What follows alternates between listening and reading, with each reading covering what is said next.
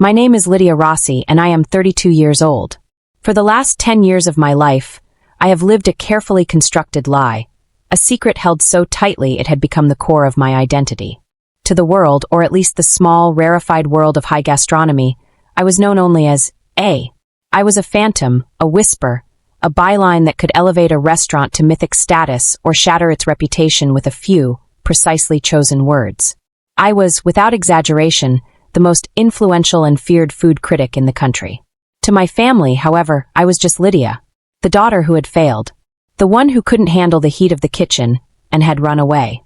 In the Rossi family, food wasn't just a business. It was a religion, and our restaurant, La Stella Cadente, was its temple. My father, Antonio, was its high priest, my older brother, Marco, its chosen son, and my mother, Isabella, its silent keeper of the faith.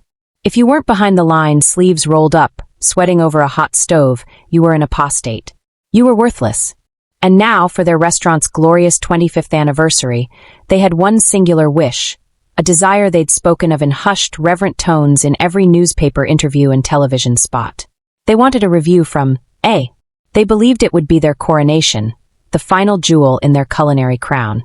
They had no idea that their greatest critic, the one they were so desperate to impress, was the daughter they had so thoroughly dismissed.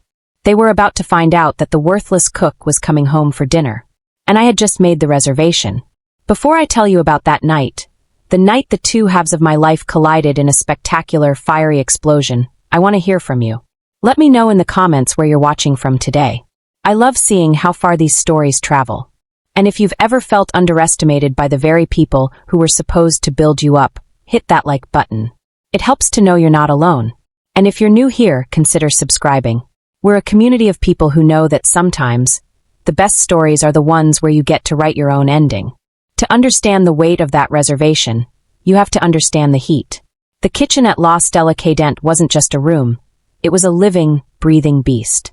It was a pressure cooker of steam, shouts, and searing ambition, and my father, Antonio Rossi, was the master of its inferno. He was a man forged in the old ways, a chef who believed passion was measured in burns and dedication was proven by exhaustion. His world was divided into two camps, chefs and everyone else. To him, the dining room was just a stage, the customers a faceless audience. The real art, the only thing that mattered, happened in the volcanic heart of his kitchen.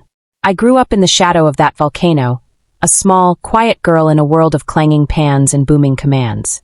My earliest memories are sensory assaults.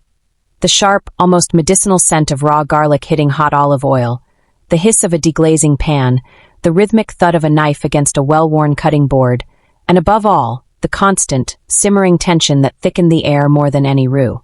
My brother, Marco, was born for that world. He was 2 years older, and from the moment he was tall enough to reach the stove, he was my father's protégé. He had the hands, the palate, the instinct. He moved through the chaos of service with a dancer's grace, anticipating my father's needs, absorbing his lessons like a sponge. He was the golden child, the heir apparent. I was other. I loved the food, but I hated the fire. The relentless pressure, the casual cruelty my father mistook for motivation, it all felt like a physical weight on my small shoulders. I didn't have the stomach for it, he would say, a double-edged insult that never failed to land. I was gentle, where Marco was bold. I was observant, where Marco was active. In my father's eyes, these were not virtues, they were fatal flaws. The moment my fate in that family was sealed came when I was 12. My grandmother, my Nana Sofia, had passed away a year earlier, leaving behind a legacy of quiet rebellion and a worn, leather-bound book of recipes. She was my mother's mother, a woman who cooked with love, not ambition. Her kitchen was a place of warmth and stories, not stress and scrutiny. She was the one person who had seen something in me.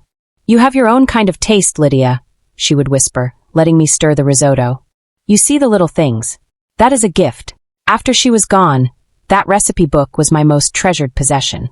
I spent weeks poring over its spidery script, the pages stained with fingerprints of flour and oil. I decided I would prove myself to my father. I would master her signature dish, potato gnocchi with a simple sage and butter sauce. It was a dish of deceptive simplicity. The balance had to be perfect. Too much flour, and they were bullets. Too little, and they were mush. I practiced in secret, using the staff kitchen on a quiet Monday afternoon when the restaurant was closed. I used my allowance to buy the best potatoes, the finest flour, the richest butter. I channeled every bit of Nana Sophia's patience, remembering the feel of her hands guiding mine. After 3 failed attempts, I finally got it right. The gnocchi were light as clouds, delicate pillows that melted on the tongue. I was soaring with pride. I carefully plated a portion, drizzling the fragrant, nutty brown butter over the top, and garnished it with a single crisp sage leaf, just as she had taught me. I carried the plate into the main kitchen, my heart thumping a frantic rhythm against my ribs. My father was there, of course, breaking down a side of veal with Marco. He didn't look up when I approached. "What is this?" he grunted, his eyes still on his work. "Popeye, I made something," I stammered, holding out the plate. "It's Nana's gnocchi."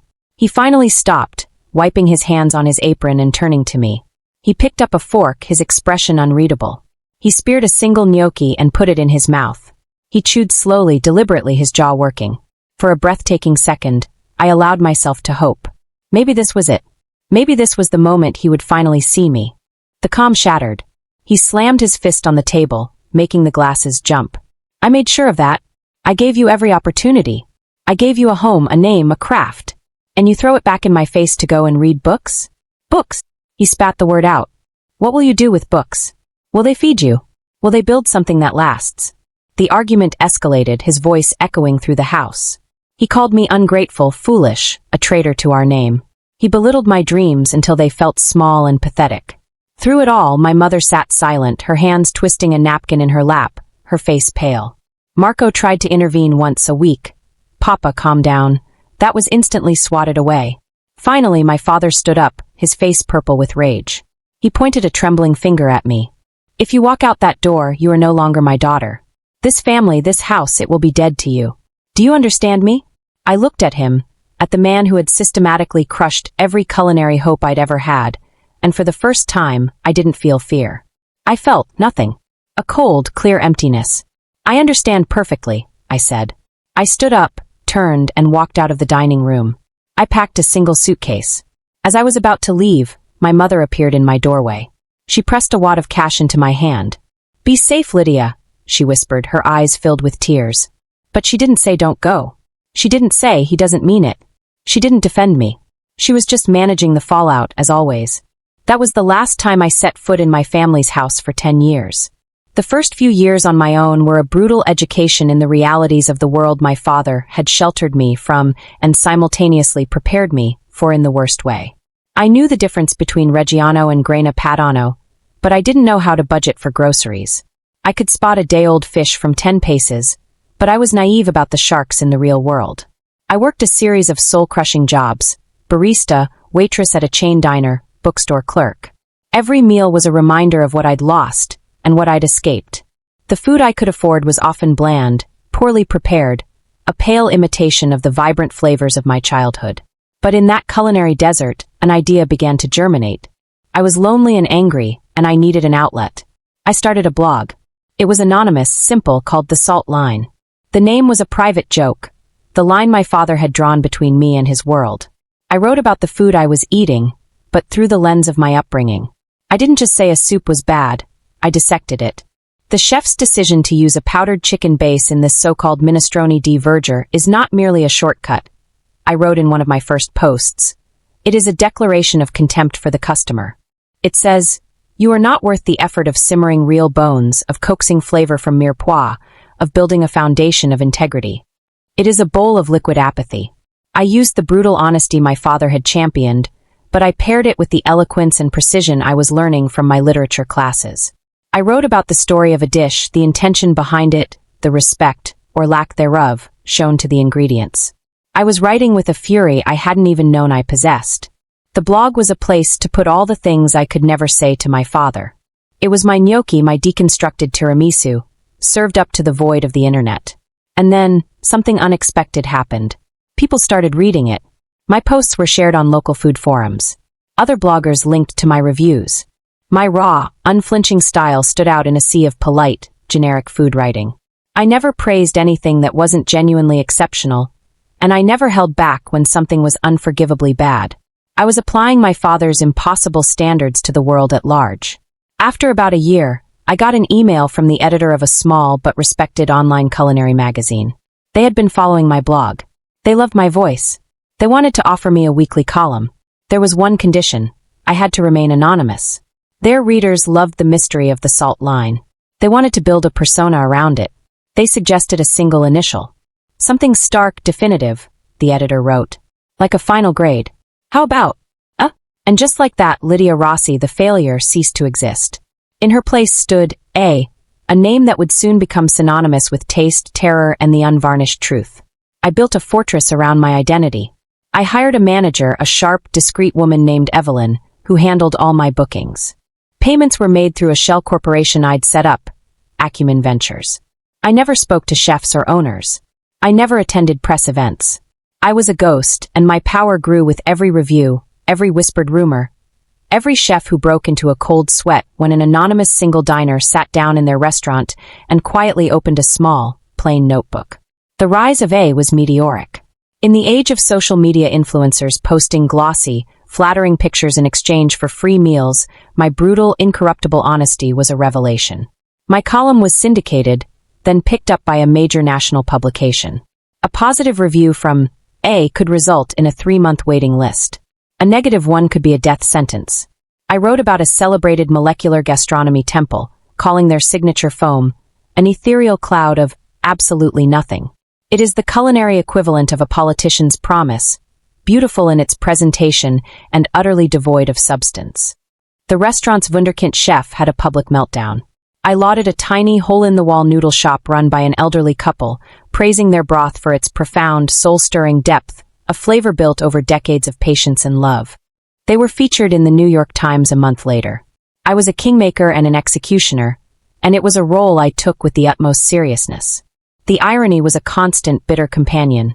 I had become the ultimate authority on the very thing my father had declared me unfit to even attempt. I had internalized his voice, his impossible standards, and turned it into an art form. Every review was a silent, one-sided conversation with him. Asterisk, see? See what I notice? This is what excellence looks like. This is what you failed to teach me, and what you failed to see in me. Asterisk. I had cut off all direct contact with my family.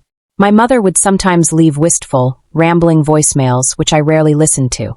They were always the same. A weather report on her life, news about Marco's latest triumph, a passive-aggressive question about when I was going to settle down. The concept of my having a successful career in a field other than cooking was entirely alien to her. Then, about a month before the fateful anniversary, she called and I, in a moment of weakness, picked up. "Lydia! Tesoro, I'm so glad I caught you," she began, her voice bright and brittle. "We are all so excited, you can't imagine. 25 years. Your father is, well, he is your father. He pretends not to care, but he is very proud." Then she launched into a breathless account of the anniversary preparations. Marco had designed a special tasting menu, a journey through the restaurant's history. They were flying in ingredients from Italy. The mayor was coming, and then she dropped the bomb. "We have even reached out to that critic," she said, her voice dropping to a conspiratorial whisper. "The one they call A. Through her manager, of course. We sent a special invitation. Your father says a good review from A would be the ultimate vindication. The final proof that his way is the right way." I felt the blood drain from my face. I gripped the phone, my knuckles turning white. "And what if the review isn't good, Ma?" I asked, my voice tight. She laughed, a light, tinkling sound that set my teeth on edge. "Oh, Lydia, don't be silly. How could it not be good? It's your brother's food. It is perfect. Perfect." The word hung in the air between us. In my family, perfect was not a goal. It was a baseline, a non-negotiable requirement that I had never been able to meet. I ended the call quickly after that, making some excuse about a deadline. I leaned against the cool glass of my apartment window, looking down at the city below, my heart hammering in my chest. Asterisk, they wanted a review from A. They wanted my judgment, my validation. Asterisk, the hypocrisy was so staggering, so profoundly absurd, it was almost funny. Almost. That night, I went to see Chloe. Chloe was a freelance graphic designer with a sharp wit, a wardrobe of black clothes, and an unwavering loyalty that had been my anchor for the better part of a decade. We met in a dingy art history class in college, two outsiders who bonded over a shared disdain for the professor's taste in Renaissance portraiture. She was the only person on the planet who knew my secret. She was my editor, my therapist, my co-conspirator. I found her in her loft studio, surrounded by proofs and the smell of turpentine. I told her about my mother's call. I told her about my family's grand wish. "So what are you going to do?" she asked, not looking up from the screen she was working on. "I did it already," I said. I had Evelyn book a table. She stopped typing. She slowly swiveled in her chair to face me, her expression unreadable. "A table? At La Stella? For the anniversary?" I nodded. "Lydia," she said, her voice soft. "Are you sure about this? I mean, really, truly sure? What's the endgame here? You want to blow up their lives? You want revenge? Is that what I wanted?" The question echoed in the quiet studio. I had asked myself the same thing 100 times since I'd hung up with my mother. "I don't know," I admitted, sinking into the worn leather armchair opposite her desk. "I honestly don't know. Part of me wants to watch them burn. Part of me wants to write the most scathing, brutal review of my career and expose my father for the tyrant he is." I paused, the other, more shameful part of my motivation rising to the surface. "And part of me wants him to read a glowing review from and know that his worthless daughter wrote it. Part of me wants him to finally say, 'You were right. You are brilliant.'" Chloe looked at me with a deep, sad wisdom in her eyes. "Oh, honey," she said. "He's never going to do that. You know that, right? This isn't about food anymore, Lydie. This is an exorcism. And you need to be very, very careful you don't end up being the one who gets exorcised." Her words stayed with me. For the next few weeks, I became obsessed. I went into full critic mode, but my subject was my own past. I had Evelyn pull every review ever written about La Stella Cadent, from its early days in the local papers to more recent mentions in national magazines. I spread them out on my dining room table, arranging them chronologically. A narrative began to form. The early reviews were glowing, praising my father's uncompromising commitment to classic Italian cuisine. Then, as the years went on, the language shifted. The praise became more polite, more careful. Words like traditional, consistent, and reliable started appearing more frequently. No one ever said the food was bad, but they didn't say it was exciting either. It was a restaurant resting on its laurels, a place coasting on a reputation built 2 decades ago. The few mentions of Marco were always positive. "Chef de cuisine Marco Rossi shows flashes of modern brilliance," one review noted, "though one wishes he were given a freer rein." A freer rein. I knew exactly what was holding that rein. It was my father's iron grip. I was preparing for this dinner like a lawyer preparing for a trial. I planned my disguise, simple but elegant. A dark gray silk dress, glasses I didn't need, my hair pulled back in a severe chignon, a style I never wore. I would be Lydia, but a version of her they had never known, an adult, a stranger. The reservation was made. Table for 1, under the name of Acumen Ventures. Evelyn had confirmed via email. 7:30. The 25th. The date loomed on my calendar, a red circle marking the impending collision.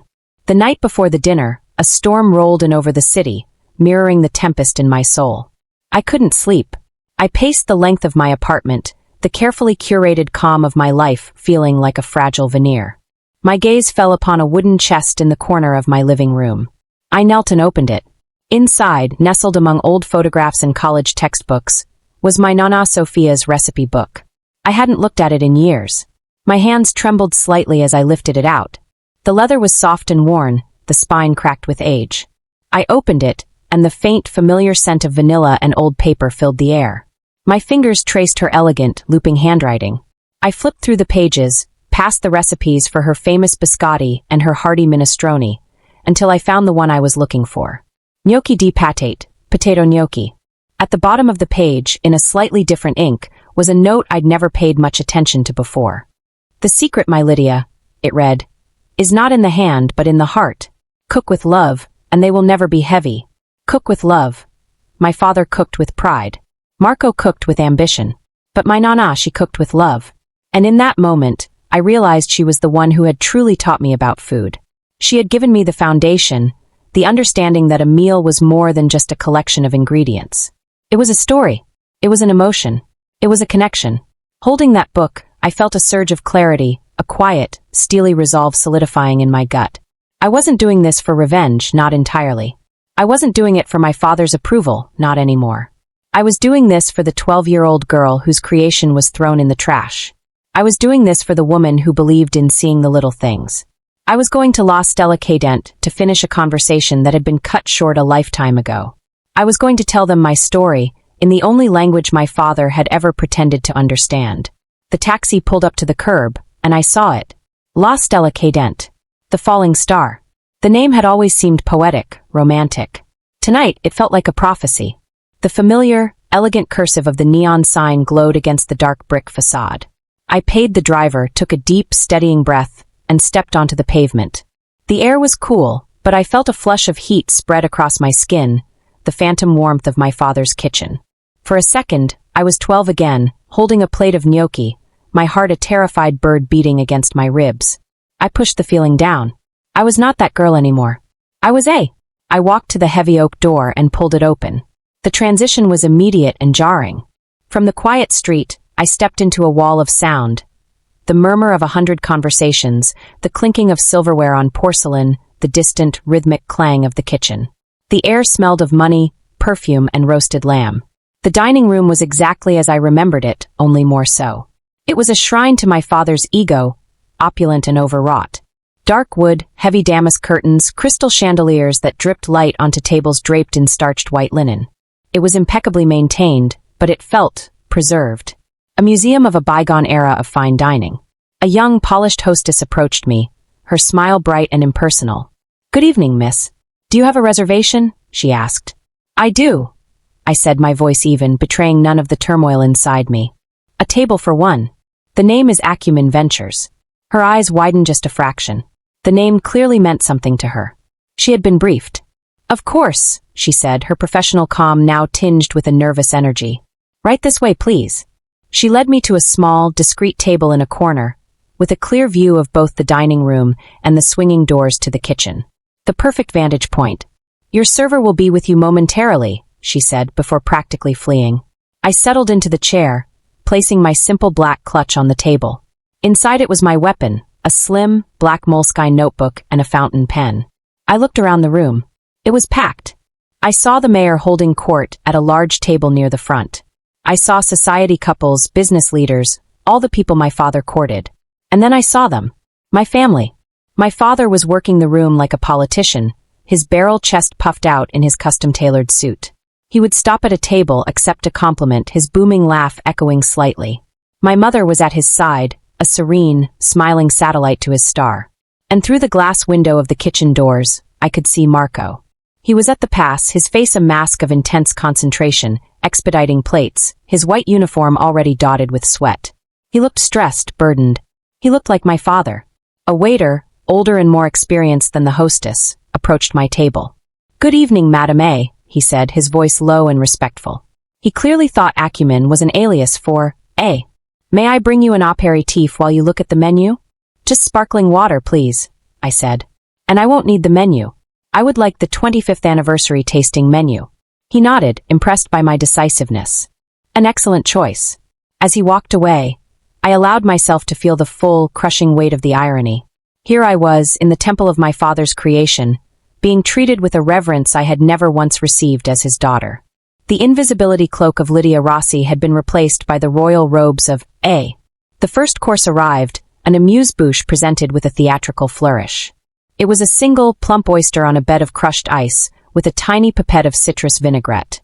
I remembered my father, standing over a crate of fresh oysters, lecturing a young Marco. "The sea," he had boomed. "A perfect oyster must taste of the sea, clean and pure. Anything less is a failure." I picked up the small fork.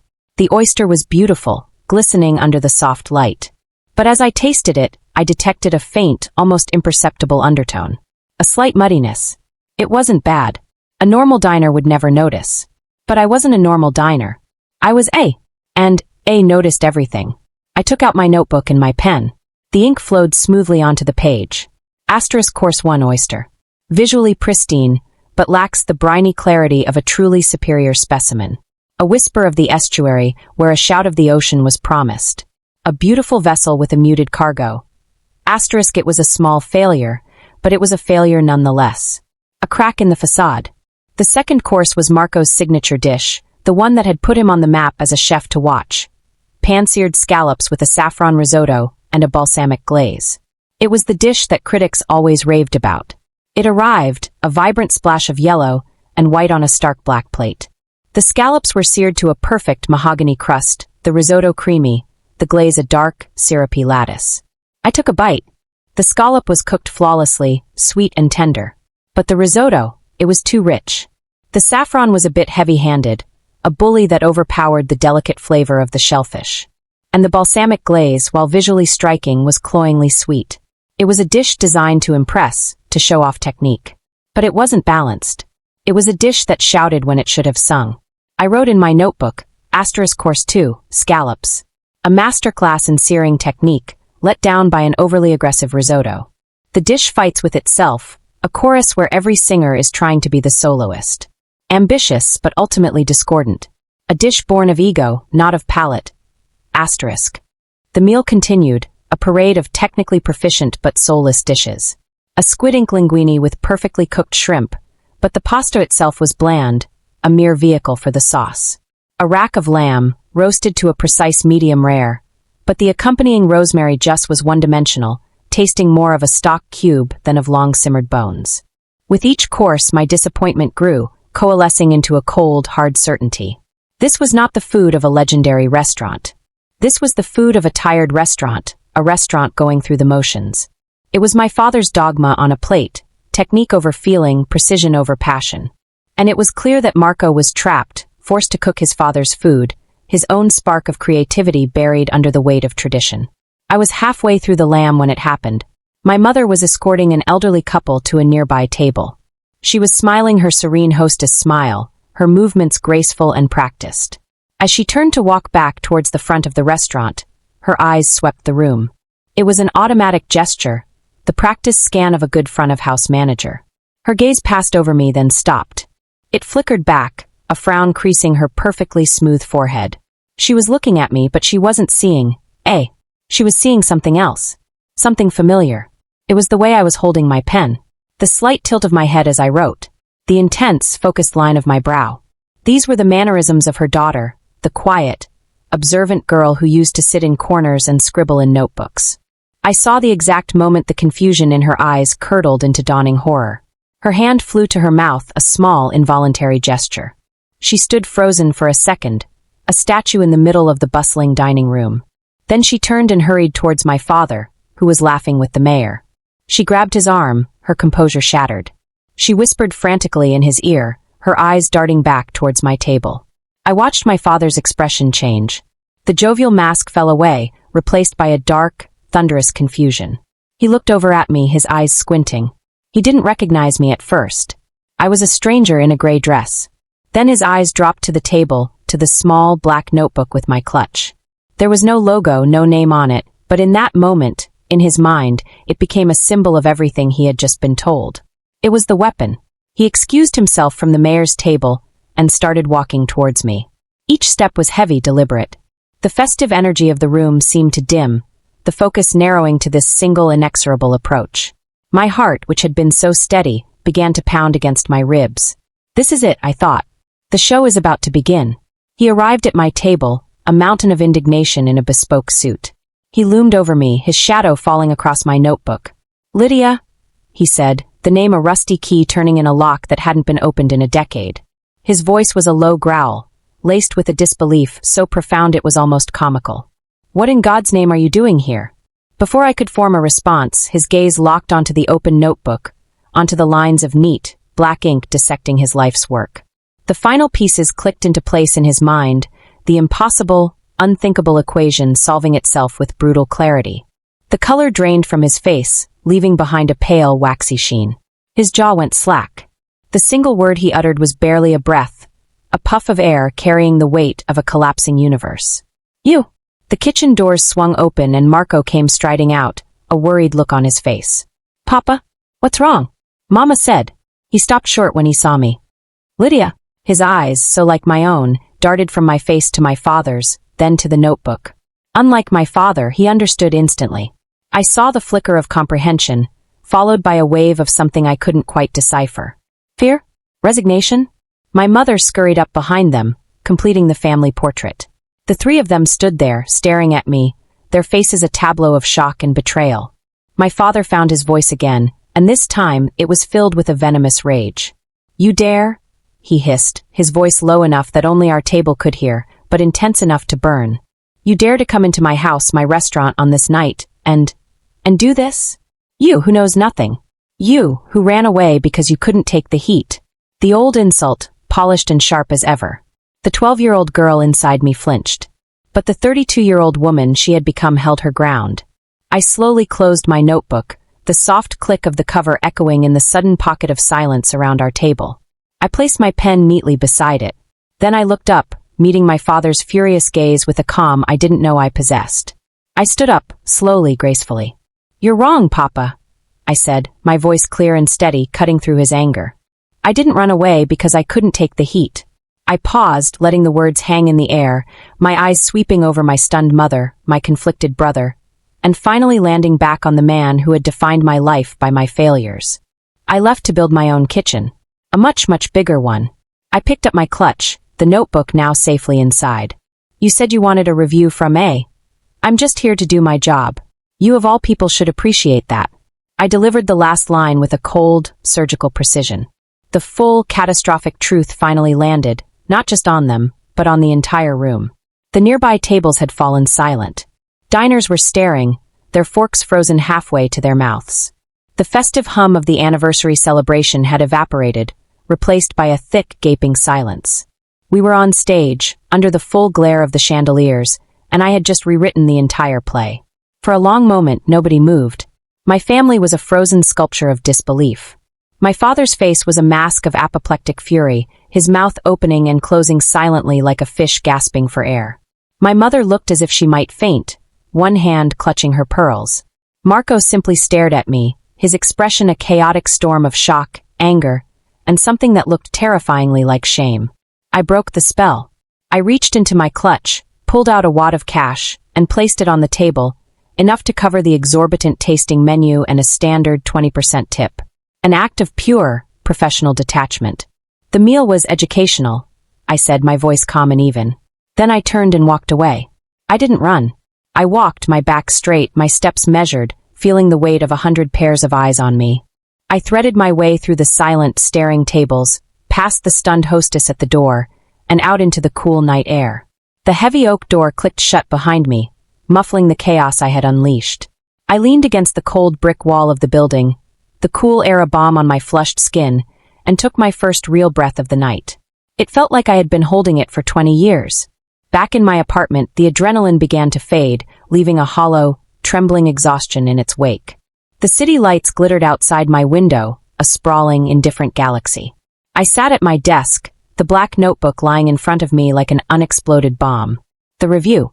I had to write the review. But the words wouldn't come. My mind was a maelstrom of conflicting emotions. The vindication I had felt in that final moment at the restaurant was already souring, replaced by a deep, aching sadness. I replayed the scene over and over. The shock on my mother's face, the confusion in my brother's eyes, the sheer, unadulterated rage of my father. I had wanted to hurt them, and I had succeeded. But it didn't feel like a victory. It felt empty. I thought I wanted to write a review that would burn them to the ground, a masterpiece of literary destruction that would avenge every slight, every dismissal, every ounce of pain they had caused me. I could do it. I could write about the gritty oyster, the overbearing risotto, the soulless lamb. I could weave it all into a narrative of hubris and decay, a perfect, brutal takedown of the Rossi culinary empire. My fingers hovered over my keyboard, ready to unleash the fury of A. But I hesitated, because mixed in with the anger and the pain were other memories, stubborn and unwelcome. The memory of my father, in a rare good mood, teaching me how to properly taste olive oil. The memory of Marco and me as children, sneaking spoonfuls of tiramisu from the walk-in cooler. Faint, faded ghosts of a family that might have been. To write with pure rage would be a lie. But to show mercy felt like a betrayal of the girl they had so casually broken. My phone, which I'd set to silent, lit up on the corner of my desk. A text from Marco. "Lydia, we need to talk. Please. Call me." I ignored it. A few minutes later, the screen lit up again with an incoming call from my mother. I let it go to voicemail. The notification popped up a moment later. I pressed play, a knot of dread tightening in my stomach. Her voice, when it came, was thick with tears and accusation. "Lydia, how could you? How could you do this to your family? On this night of all nights? Your father, He is devastated. He has given his entire life to this restaurant, to this family. And you come in and try to destroy it? For what? Because you were a sensitive child? We always loved you, Lydia. You just never understood the sacrifices. It was a masterclass in maternal gaslighting. The blame, as always, was shifted squarely onto me. My pain was reduced to childish sensitivity. Her love was conditional on my silence and compliance. There was no apology, no understanding, just a demand that I feel guilty for their pain. Listening to her voice, something inside me shifted. The confusion and sadness began to recede, replaced by a cold, hard clarity. My mother's words were the final ingredient I needed. They reminded me exactly who I was dealing with. They didn't want my love. They didn't want my forgiveness. They wanted my silence. They wanted the power to define the narrative, a power they had held for my entire life. And that was the one thing I could no longer give them. I turned back to my laptop. I knew what I had to write. It wouldn't be a review born of rage, nor would it be one of mercy. It would be a review born of truth, as sharp and clean as a surgeon's scalpel. I began to type, the words flowing with an ease that surprised me. I started with the restaurant's name, *La Stella Cadente. The falling star, *, a name can be an ambition or a warning, I wrote. For 25 years, Antonio Rossi's Temple of Italian Cuisine has been a fixed star in our city's culinary sky. But stars, even the brightest ones, eventually burn out. Some fade quietly, while others collapse under the weight of their own history. A recent visit on their silver anniversary suggests La Stella Cadente is suffering the latter. I was meticulous. I dissected every course, not with malice, but with an objective, almost forensic precision. I praised the perfect sear on the scallops before condemning the cacophony of the dish as a whole. I acknowledged the technical skill behind the pasta before noting its profound lack of soul. I wasn't just reviewing a meal. I was charting the slow, sad decline of a great institution. I wrote about the hubris of a chef who had stopped listening, who was so convinced of his own legend that he could no longer taste his own food. And then I wrote about Marco. There are flashes of brilliance, I typed. Moments of genuine creativity that hint at the chef Marco Rossi could be, if he were ever allowed to step out from behind his father's formidable shadow. But as it stands, he is a virtuoso playing a score written by a composer who has long since lost his hearing. I ended the review with a final, quiet twist of the knife. La Stella Cadente is not a bad restaurant. It is perhaps something worse. It is a profoundly sad one. It is a museum of past glories, a monument to what was, rather than a celebration of what is. One can only hope that a new star will be born from the ashes of this one spectacular fall. I read it over once. It was the most honest and most devastating thing I had ever written. I hit publish. The review landed like a meteor. The culinary world erupted. My editor at the magazine called me, his voice a mixture of awe and terror. Lydia, this is a masterpiece. It's also a declaration of war. He was right. The story was too good to stay contained within the food world. The human drama of it, the anonymous critic, the family restaurant, the shocking reveal, was picked up by mainstream news outlets. A's identity was still a secret to the public, but the story of the anniversary dinner became legendary overnight. The fallout for La Stella Cadente was immediate and catastrophic.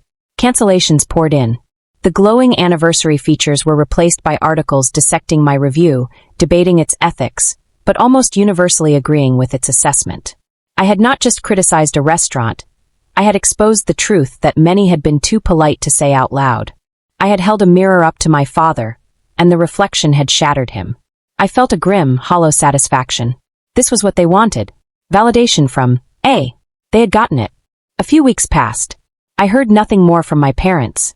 The wall of silence was absolute. I imagined my father in his empty restaurant, surrounded by the ghosts of his own success, my review clutched in his hand. The thought gave me no pleasure. Then, one rainy Tuesday afternoon, my doorbell rang. I wasn't expecting anyone. I looked through the peephole, and my breath caught in my throat. It was Marco. He looked smaller than I remembered, stripped of his chef's whites and the arrogant swagger they gave him. He was just a man in a rumpled jacket, his shoulders slumped, his face pale and tired. I hesitated for a long moment, then unlatched the door. He didn't try to come in. He just stood on my doorstep, the rain dripping from his hair. "Lydia," he said, his voice raspy. I quit." The words hung in the air between us. I left the restaurant. I left him. "Why?" I asked, my voice flat. "Because you were right," he said, finally meeting my eyes. His were filled with a weary sadness I recognized as my own. About everything. The food. The soul of it. It was gone. I was cooking his food, his memories. Not mine. I was so afraid of disappointing him that I forgot how to cook for myself. He took a ragged breath. He hasn't spoken your name since that night. But he keeps a copy of your review in his office. I saw him reading it, over and over again. He'll never admit it, but you're the only one he ever really listened to.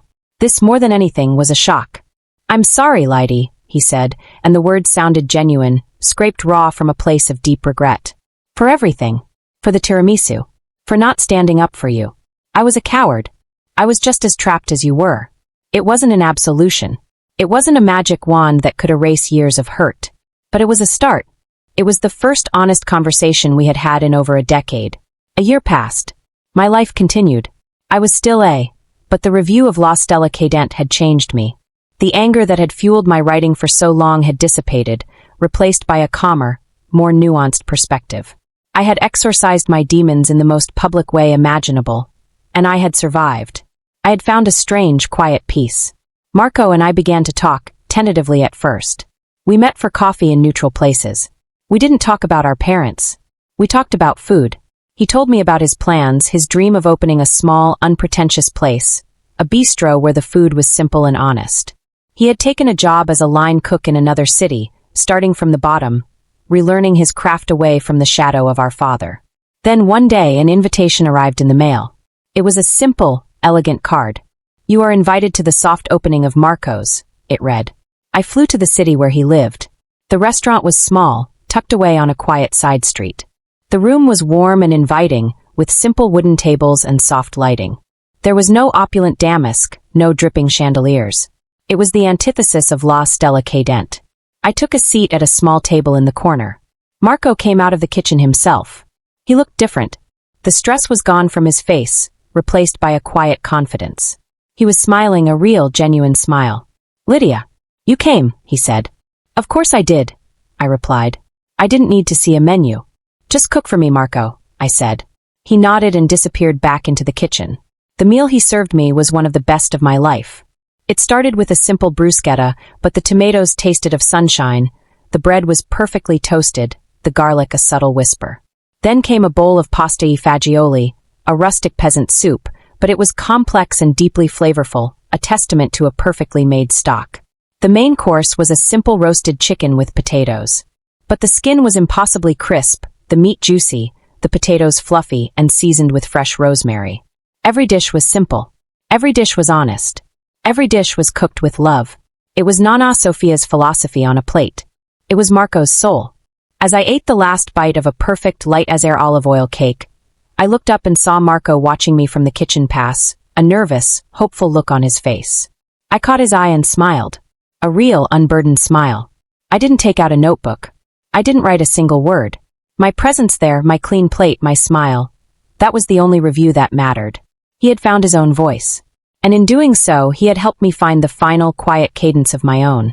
In the end, I spent a decade searching for validation from the one person who was incapable of giving it. My father built an empire on the idea of perfection, but he never understood that perfection isn't the point. Food, like life, is about connection. It's about honesty. It's about love. The power I thought I held as wasn't in the criticism, in the ability to build up or tear down. The real power was in finally learning to tell my own story, in my own voice. It was in realizing that my worth was never determined by his refusal to see it. It was there all along, waiting for me to claim it. And that's my story. I'm so grateful I could share it with all of you today. What do you think? Was I too harsh, or did my family get what they deserved? I'd love to read your thoughts in the comments below. It's always so interesting to see the different perspectives in this community. If you have your own story about finding your voice after being silenced, please feel free to share it. Your story might be the one someone else needs to hear today. Don't forget to like this video if it resonated with you. And please subscribe to the channel for more stories about navigating life's complicated relationships. Thank you so much for listening. I hope my journey reminds you that sometimes, the people who underestimate you the most are just giving you the motivation to prove them wrong. I wish you all strength and peace on your own paths.